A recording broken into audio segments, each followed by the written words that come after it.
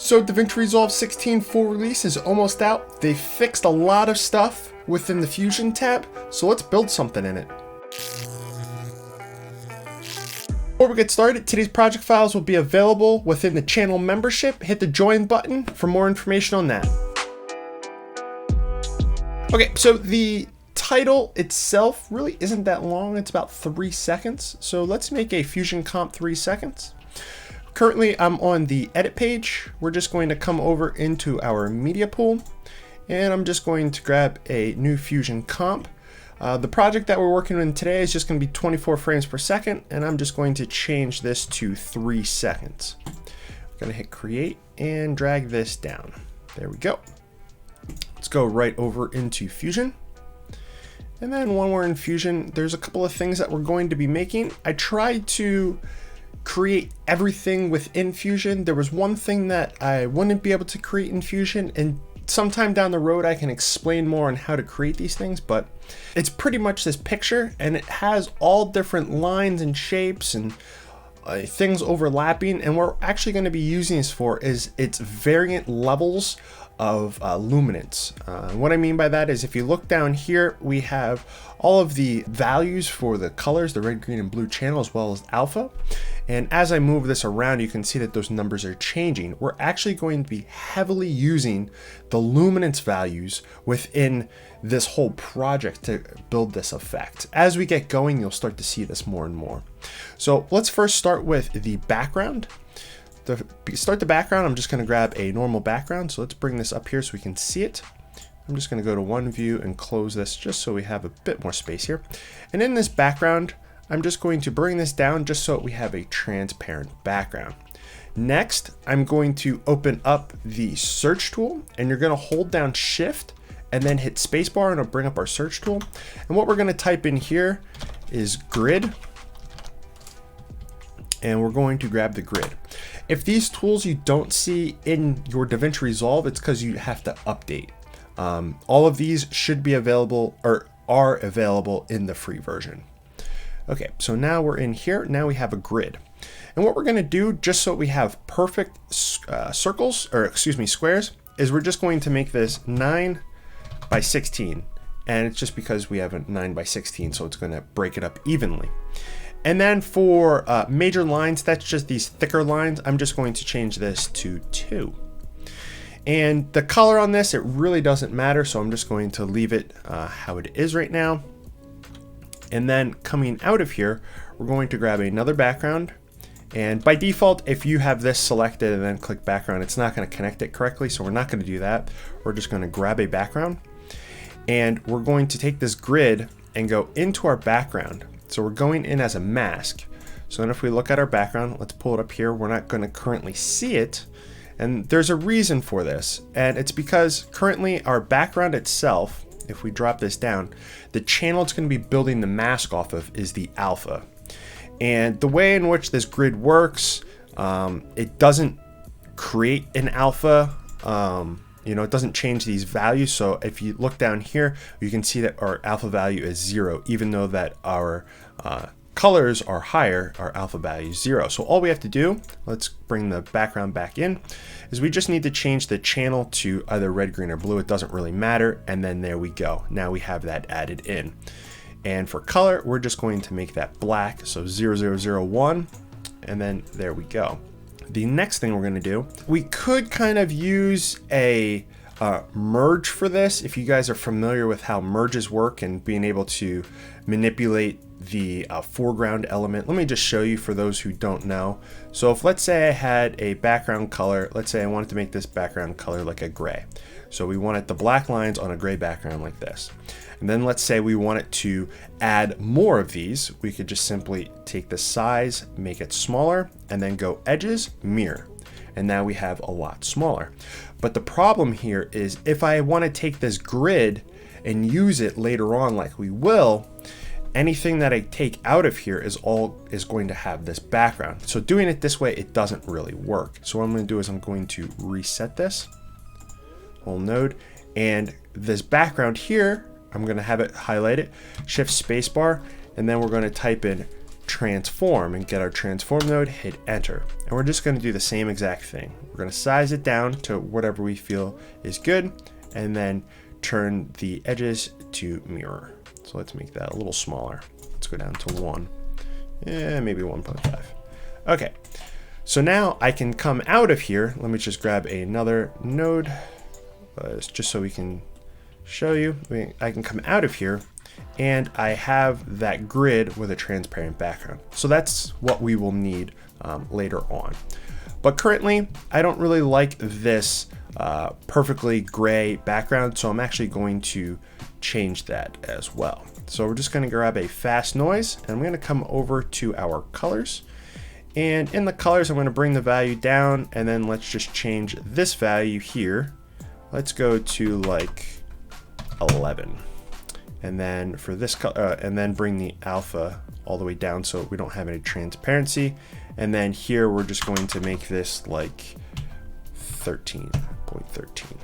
So there we go. I don't know if you'll be able to see this on YouTube, but there's a couple of different colors in there. Let's make this a little bit more. Let's go to 15.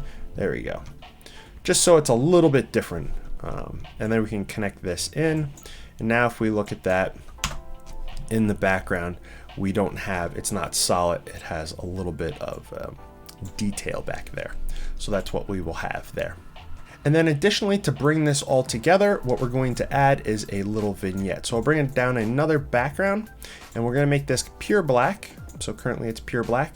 And we're going to take this out of here, and we're going to go on top of our merge. So now it's laying on top because it's a foreground, it's green. Now if we look here, we don't see anything. We're going to grab our ellipse tool and connect that into the mask. And then we'll just open this up, and we'll come over here to invert, and then we can soften this to as much as we want. Let's go to something like that. We can soften it, and now we can see that a little bit. Let's actually bring that back just a little bit, something like that. So there we go. So that's going to be our background element. So now I'm going to open this up just a little bit, just so we clean this up just a little bit. I'm going to hit Shift Spacebar and type in under, and we're going to get this underlay. And then in the underlay, I can just make this a little bit bigger. And for all of this, I can click right here, hit F2. I'm going to just type in background. It's going to ask me all those. But so now this is the background. This is all the background stuff. And we'll just bring this up here. Next is we're actually going to start to add in the actual text and all the different effects on top of that text. So now for our text, I'm just going to grab in a text node, and I'm just going to type in here. Let's make this a little bigger so we can actually see this. Bring it up. And for this whole effect, you're going to want to have a thick text and make it sort of larger.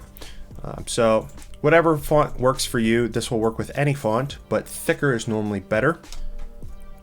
And then I'm just going to make this a little bit bigger, something like that. All right, so now we're going to grab that texture layer that I'm going to include with the files. You can use kind of any texture layer. You can make your own, but this is the one that I'm going to be working from. And as you can see, it's that. And what we're going to do now is we have, let's go to views. So now we have this as the texture that we're going to kind of lay on top of this. And what we're going to do with this text tool is we're going to take, as you can see, our alpha is 0 here. And then when we go to here, our alpha is 1. So we're just going to have it cut. And luckily enough, by default, that is our setting. So we'll just connect this over, and we can see that now we have that cut, right? So it looks good. Okay, moving forward, clicking on the media in, Shift Spacebar, and we're going to type in emboss. Get our emboss node, and we'll take a look at that here. Okay, and then we're going to just change the style to emboss over, and then we can just start to, it's going to just start to emphasize where we have high contrast points. So you can see here, if it's off, and then with it on. And like I was saying, this is all going to be really built off of the luminance, the brightness of the image. So making these little points bright is really going to, pull out edges and stuff like that.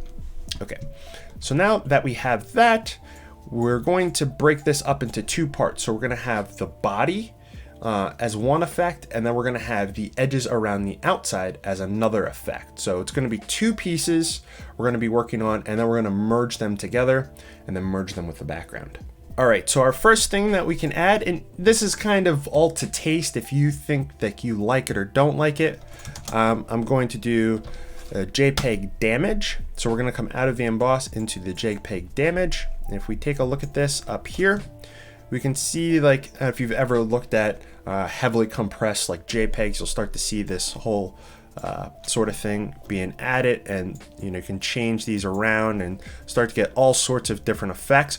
The main thing that we're looking to do here is make these edges really, because that's what we're working on in this part. We're gonna really change how pure they look, and we're really going to affect them with this and one other tool. Our other tool that we're going to be using is Edge Detect.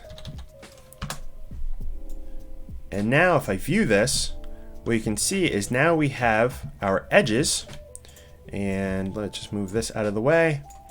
We have our edges, and we can start to really work with these two to get really cool different effects with making things stronger or less strong. But there you go. Now we have, if we look in here, we have, different values here. As I move this around, they're all sorts of different values, and they might be a little too bright for some. So having a good deal of difference here is a good thing. Making this, completely pure white is not really going to yield good results.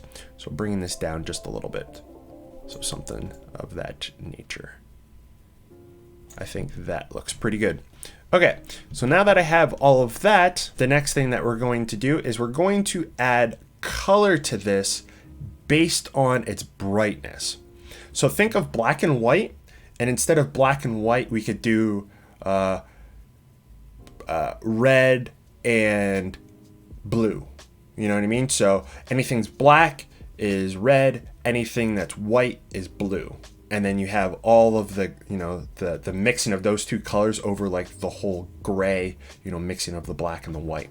So to do that, it's going to be kind of weird. Why are you doing it this way? But we're going to be using fast noise. And just follow through here with me. We're going to take our detail, turn it all the way down, and then discontinuous, we're going to turn that on. And then we're going to come over to the colors, and we're going to change this to gradient. And then here is where our black and our white is. So just kind of looking at this, we're going to change accordingly. So I'm going to go red and maybe not super saturated, something like that. And then on this side, I'm going to grab kind of like a bluish color like that. Let's bring this down quite a bit because our brighters, can just be all blue, but we really want to work on, the difference here in the colors and stuff. But as we connect these all up, we can then determine where we want these points to sit. So now we have to bring this edge data into the fast noise, and we have to remove some information here. So we're going to end up putting in here a bitmap, and we're going to feed that right into here. So here is our current bitmap, and we're going to change this to luminance. And then we can bring this into here, which is going to be our brightness map. And then we're going to bring this down into our mask. Now, if we view this, we can see that we have all sorts of different colors based off of the brightness values that we had over here. So let's go to the T. As you can see here, it's dim. Over here, it's bright. We have the bright with the red, and then the dim with the blue, as you can see here. So you can move these colors around to get them to affect in different ways, but that's how that pretty much works. And then what we might want to add is a brightness adjustment. So now we'll view this up here. And we can just bring in our gain up a little bit. And there we go. Now we have a little bit extra added in there. All right. So Let's now add all of the internal stuff. So to add the internal stuff, we can just really copy a bit here. Let's just copy this stuff right here. We're gonna Control C, just highlighting it, Control C, Control V, and then we're gonna come out of here, in, and if we take a look at this now, we're having the same sort of effect, and then we're just going to layer all of this on top of this brightness. And that's kind of where we're at right now. And then next we might want to come into the colors and kind of adjust these to work with this new image a little bit, so we have, you know, a good mix of colors. So something of that nature maybe. And then finally, what I thought was actually kind of cool is we can take another one of these bitmaps. We're going to paste it down here. We're going to grab from here. And now we can feed this bitmap into this merge, the mask, to cut off different portions of the color here. If we were to, let's just move this. If we were to come into here and start to cut different portions, we could do that. But what ends up happening is when we start to cut different portions out, we're going to be changing the brightness of the whole image. Now we might not want to do that. So we could just take this into here, and then in here, we could cut out different portions of the image that we might not want to have in there. So there you go. Now we have the red, a little bit of the red. We have some blue over here, but we cut out a chunk here. All right, so this might look okay, but let's start to add some of these extra effects in here to really make this look a bit better. First, what we're gonna do is coming out of this merge, shift spacebar, we're gonna just type in glow. Now there's a couple of different glows. You're just gonna wanna grab this first glow here, the little water droplet, and we just play around with these until we get a desired look. Make sure you drag it up so you can actually see it. I think I'm gonna, something of that nature. And then next, we're going to do a blur, and we're actually going to get the directional blur, and we're gonna change the type to center, and we can increase this.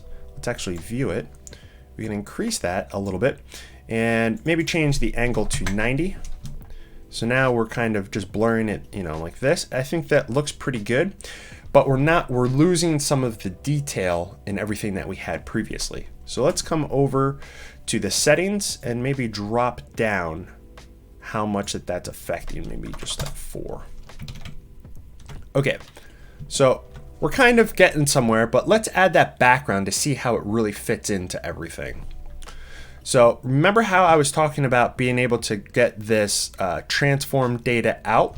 We're gonna use that now. And we're actually going to take this transform data and we're gonna lay it on top of everything. That was the grid, if you remember, the grid that we had. So we're gonna bring that down and we're gonna lay it on top.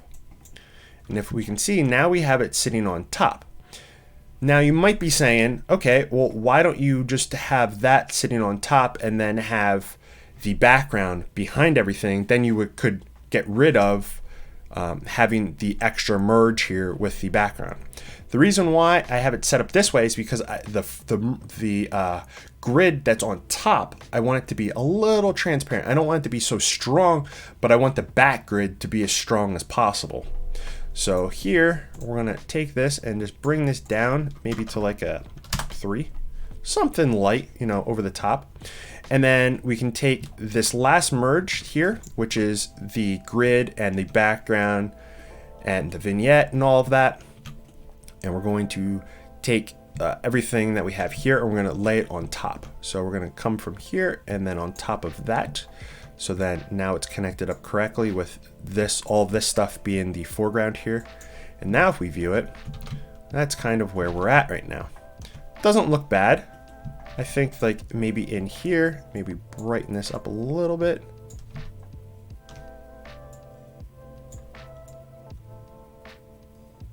Something like that maybe. I think that's looking pretty cool. Now, this looks all right as it is, but now we have to determine how do we get it on and off. Everything that we've built up to this point is all based off of brightness values with this initial text that comes in, right? It's all built off of that. So what if we would manipulate that data? Everything else is going to be affected because everything else is built off of that brightness. So let's kind of go in and start working on that. So I'm going to come into our actual text here, and one of the animations, like, you could really just take this and kind of make it go wherever you want it and then pop in, you know, you're just changing the position of it. Not really what I want to do. What I want to do is get like a cool animation coming in. So I think what I'm going to do for the animation is I'm going to use what's called a follower modifier. So I'm just going to right click in here, go to follower, and then over here the modifier lit up. So we can come over here. Now we're in the modifier. And what a follower is you can set a set of keyframes, and then depending on this first page, how you have this set up, those keyframes will be added. So we're going to affect all characters here, and we're going to affect from the left to the right, and then the delay is going to be between each character. So we have to set a delay amount. So let's do 1 frame. So if I have a keyframe for the characters to go from the bottom to the top, they're all going to start down here, and then this one for 1 frame is going to start to move up. And then the next one's going to follow. Then the next one's going to follow. Every frame, everything's going to follow. So if I had one come up, the other one come up, the other one come up, the other one come up, right? So let's just do something super simple to explain that. Let's come to the beginning, and let's take the opacity all the way down and come in 10 frames, and we will bring this up to 1. So now as we play this, we'll see one comes up, then the others come up, and they're starting to add all these cool effects because, remember, we have all these different transparencies, all those luminance values come through, and all of our effects we built were all built off of that brightness value. So that's where it starts to get really cool. Additionally, what we can do is, so now we have, you know, a kind of like a cool thing that gets added on. We can go take this a step further. So I can come down to softness, which is kind of just like a blur. And let's come to the beginning, and then let's make this like a 9, and we'll add keyframes in here. And this one stops at 10. That's our brightness. Let's have this go up to 20. And then here we'll just go 0, 0. So now everything's coming in all different, you know, ways in which, because you have the brightness, then for some of them, they're all getting blurred a little bit. So they're having like all different values all over the place, and then they all settle in. So it kind of adds, you know, even more of like a shimmer sort of thing to it. And all of this is really just built off of just the keyframes in here. So, you know, we could come back and we could change the sizing, or we could change the font type that we have, and it would easily be able to be adjusted for everything else. So it's pretty cool stuff. And then on the other end, we could just come to the other end, come back over to our modifiers, and we can turn this down to 0, adds a keyframe. Then we can come back, what are we at, 71? So let's just change this to 61, and then make this full brightness. And we could come somewhere in here, and then keyframe those, comes back to here, and then make this blurry again, so 9 and 9. So now we have some animations coming on, all sorts of different, you know, things going on. And then as we get over here, it's starting to all disappear the same way. Now you have this, all of this stuff created. You could really start to create more stuff. And also, if we want this to feel a little more fluent and smoother, come into here. Let's just move this a little bit. So we have all of our colors. Let's change this to a wild color so we can really tell the difference here. Okay, so these are both right on top of each other because they're all the same values. So that's why you can't see them, and that's why the colors are mixed. So let's bring this in a little bit maybe. And maybe bring this in. And then if we want to, we could take those, hit F, and like do a little ease in. And we could do the same thing for the rest of this. And yeah, I mean, you could really start to add in anything you want it. If you even, I was thinking about at the end here. So like right here, let's move these out. For right here, before they get the grid and all that, because I don't really want the grid to move, you could add in, we could add in a camera shake. So we don't want to use the 3D camera shake, we would just use this one. You could add in a camera shake, and let's come into here. I haven't used this one in quite some time. So let's change the, we don't want zoom. Let's see, let's make both of these the same. And then the size of the shake, let's turn this down to something lower, and we could like really increase this. So as it's coming in, it's shaking a little bit. Let's actually take this back onto the timeline where we have slightly better caching over there. So once you're done with the whole animation, you're gonna come to the end of your node tree, and you're gonna add the media out, which will then push it back onto the timeline. So if we come back over to here, now we're back on the timeline. If we have caching set up correctly, this bar will go from the red to the blue, which then it'll be an extremely easier way to process it. It won't be in RAM. This is actually going to render out a file that your computer will then read as if it's a video clip. So then we play it, and we have a little bit of an animation, and then it goes out. So as you see here, our animation isn't quite done yet. So we might want to come back and let's look at our spline, and let's come back to like 68, highlight all of these, and then just bring them back. So by the time we get to the end here, because you have to remember we have that delay of 10 frames, which I completely forgot. So I'm just going to highlight everything, hold Alt, and bring it back 10 frames. And this should now be pretty much done. Purge cache. Let's see here. Yeah, there we go. So now we're completely done. So let's come back over. Let it cache quick again. That was another nice thing too, is if you make any adjustments, come back over, renders it real quick, and then you can play it. And then you would just be able to drop this on your timeline, or you could render it out and then put it in a project later on. So you don't have to always recreate this or have to re-render it or anything like that. It'll just be a simple file. So there we go, JR TV, boom, out. I like that like ending there where it like gets a little burst. I think that looks pretty dope. Let's just put this on loop. And that's kind of it. You could continuously keep adding, change the colors, change the amount in which the gradients that we were working on before, you could change those, get different colors, play with it. You could add even more stuff onto it. I just realized that my camera shut off, but in any case, if you did want this project, you could become a member on the channel, and then it'll be available there. If this is something that you are interested in and you would want to see other variants of this, I could make this into a title pack or something of that nature. I'm not really sure if this would be something that would be of use to many, but with that being said, let me know in the comments. My name's JR. Thanks for watching.